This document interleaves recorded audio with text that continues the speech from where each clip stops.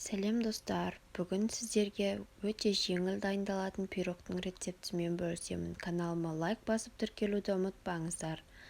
Ол үшін таза ыдысымызға 2 жұмыртқамызды салып, венчиктің көмегімен жақсылап араластырамыз. Ванилин ұнтағын саламыз, араластырамыз. 150 грамм шекерімізді 2 бөлікке бөліп, ағарғанша араластырамыз. 200 грамм сүтімізді құямыз, араластырамыз.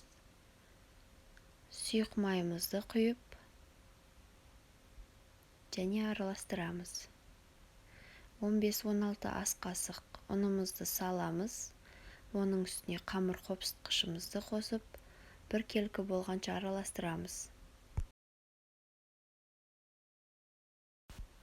Осындай сұйықтық шықты. Формамызға пергамент қағазын төсеп, сұйық массамызды құямыз.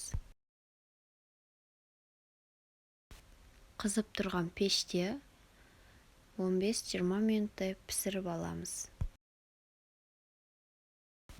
Мінекей пирогымыз дайын.